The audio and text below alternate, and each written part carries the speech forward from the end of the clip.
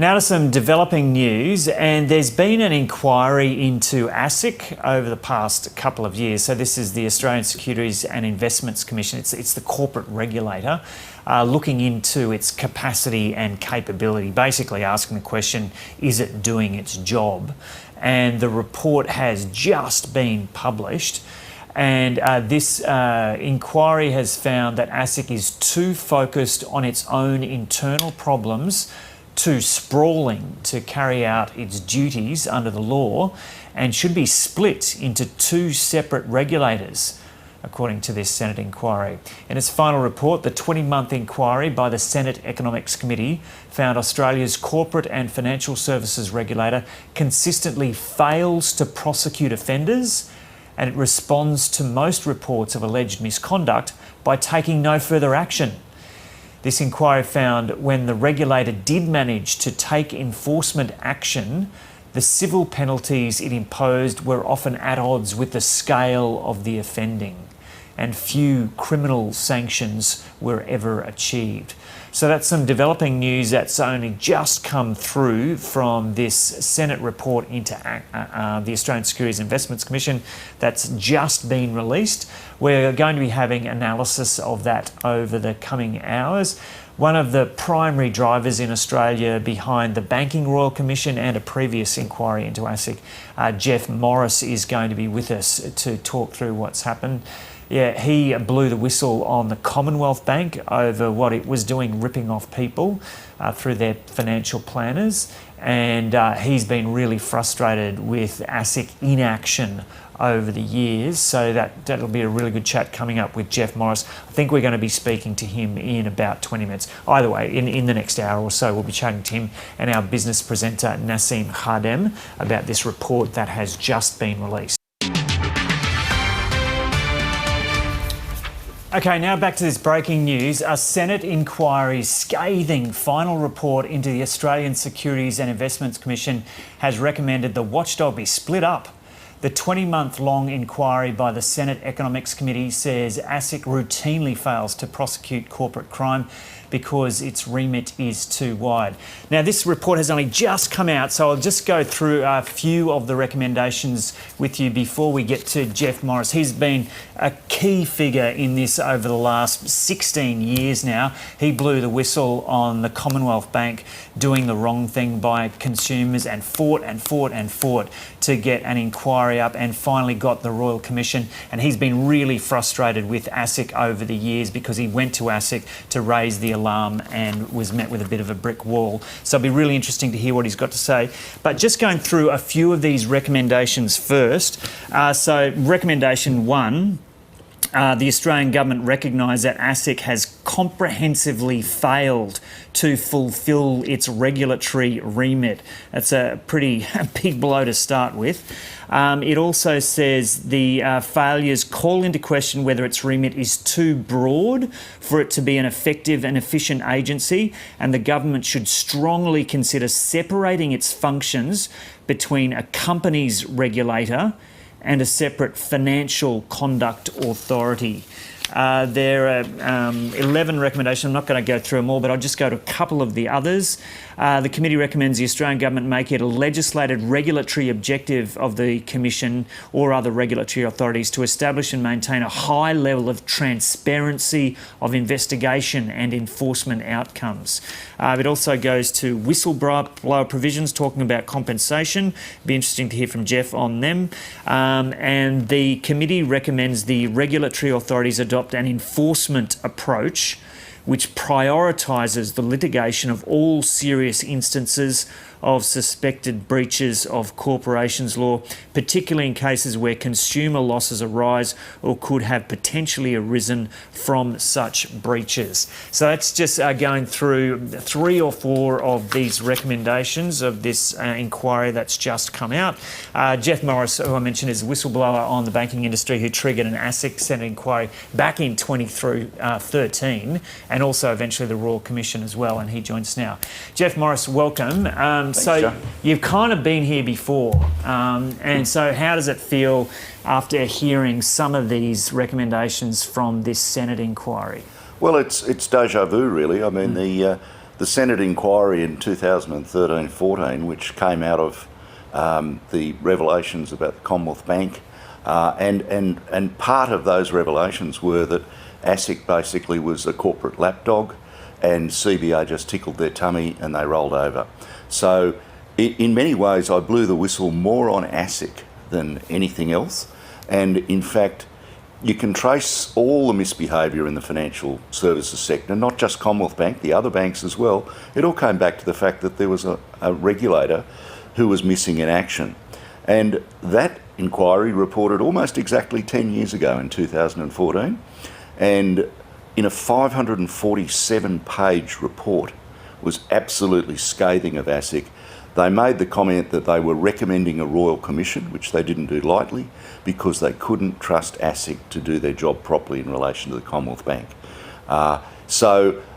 We've had condemnation of ASIC in every inquiry that's been undertaken over the years, and indeed in the Royal Commission as well, where the Commissioner was highly critical of ASIC and the fact that they were so timid.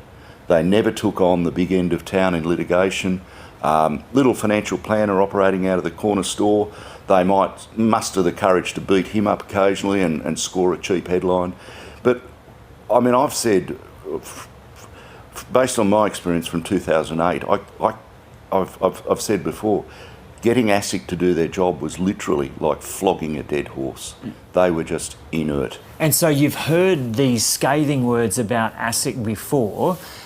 Hearing a couple of these recommendations, does this give you any heart that things are going to change adequately? Look, I think eventually the cacophony of noise surrounding ASIC's failures, eventually, surely it can't be ignored any longer. But as I say, we've had a number of these reports and they're all damning of ASIC. And I think the comment here is very fair when it says comprehensively failed to fulfil its regulatory remit. Well, that says it all. This is an organisation, in the past, I have actually concluded that ASIC, the existence of ASIC, I think, is a negative. And so I think it's not just useless, which is what this committee is basically saying. It's worse than useless, because the existence of ASIC, with, among other things, a mandate for consumer protection, misleads people into thinking that it's not a jungle out there. We'd be better off without a corporate regulator than a joke regulator, because at least people would be on their guard. Yeah, so this recommendation 2, after saying it's a comprehensive failure, is that it should be split up. How do you feel about that? Or, as you just said, do you think it needs to be abolished altogether? Look, my view's always been that the culture at ASIC is so sick, and I saw this up close as they just failed to do their job. The culture there is so sick. There's a culture of inertia, and they're so complacent and self-satisfied, and they do nothing. They do absolutely nothing. And again, this committee's picked up on that. Yet again, another committee's picked up on the fact that they don't actually deal with misconduct reports. Most misconduct reports that go to ASIC just get filed and then ignored. They don't act on them. And again, as this committee's found, as previous committees have found, when they do act, their enforcement action is literally like hitting somebody with a wet lettuce leaf. It's that pathetic. So, yeah, I mean, ASIC is, I think, irredeemable. And the best solution is to start again, because if you don't do that, you're afflicted with the same culture that this organisation has. And there's a good recent example of that. There's a body that reports to ASIC, was called the Financial Ombudsman Service. And so they renamed it AFCA, and they expected things to change. All the people who were employed at FOSS, which was a complete failure as a consumer protection body, went across to AFCA, and guess what? AFCA has been a complete failure as well. So unless you have wholesale personnel changes, ASIC will just continue to fail. Yeah, so even this splitting up recommendation you think is a bit pointless. You've got to start from the ground up. Well, yeah, I mean, that would be part of it, because I think the corporate regulation and filing company returns, for which, by the way, ASIC charges outrageous fees, and they rake off this profit, which I think disguises a lot of the inefficiency in the rest of the organisation. Absolutely, it should be split up, but then I think you've got to demolish the whole structure and build on a sound foundation. Yeah, and what about the recommendation about focusing on getting prosecutions? Oh, yeah. Absolutely. ASIC has run a mile from prosecuting people, but the reason for that is they're so incompetent. And I recently observed a case where ASIC had an absolute slam dunk of a prosecution, and they completely bungled it, and they lost the case. And then the witness who put themselves on the line to help ASIC do their job threw them to the wolves as well. I mean, they're a terrible organisation. They have no shame. Okay, what they do. So now after this, another inquiry, the government has an opportunity to address this significantly. What's at stake here if something is not done? Well, the same thing will keep happening. There's been, over the last couple of decades, there's been massive fraud on consumers. So there were agribusiness investment schemes that were they were a joke. And if we'd had a decent corporate regulator who'd, if they needed more powers to do their job, had insisted on being given those powers, none of those products should have gone to market. The financial planning industry was running completely out of control, and it was just a sales channel for ripping off widows and orphans. Again, all on ASIC's watch. So unless at some point somebody takes these criticisms seriously and says, we're going to take ASIC apart brick by brick and rebuild it, those problems will just recur, maybe 4 or 5 years' time from now, maybe even sooner, but the same cycle will just repeat, because the problem at the end of the day, it's an overall problem.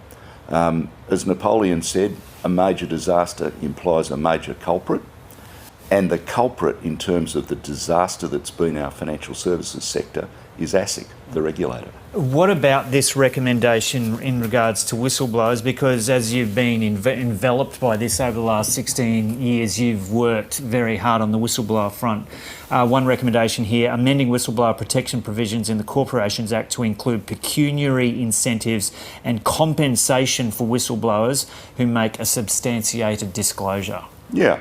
Well, what myself and others disclosed about the banks resulted in $10 billion in compensation being paid to consumers. It wasn't small potatoes.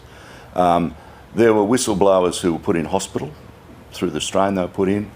Many of us were diagnosed with PTSD. We all lost our careers, and so there's easy justification for financial compensation, because when you blow the whistle, your career's over. You'll never work in that industry again. People cheer whistleblowers, but they don't employ them. So you really, if you're going into it with your eyes open, you're making a decision to sacrifice your career for the good of others. And I don't think it's at all unreasonable that people should be compensated by that. But hey, in theory, we're already there, because this Labor government in 2019 promised compensation for banking whistleblowers.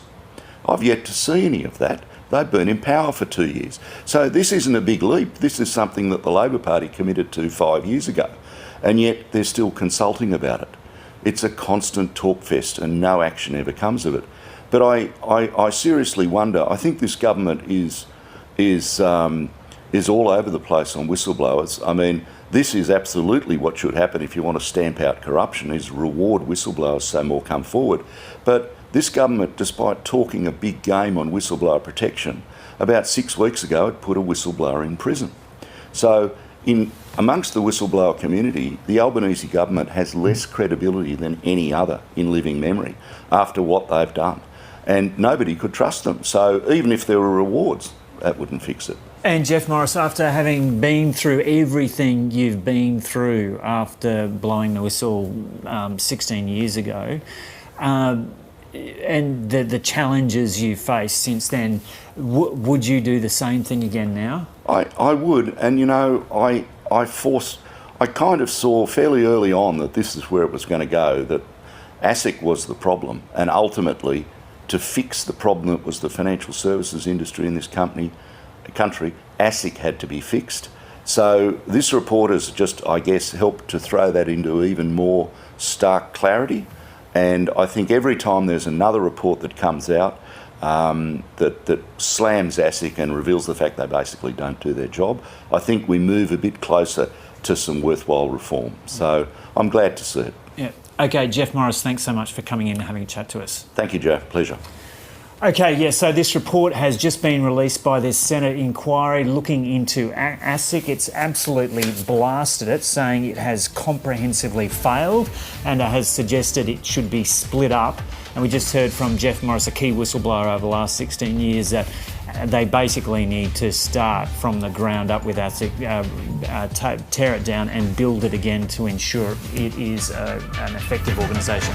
Stick with us, ABC News.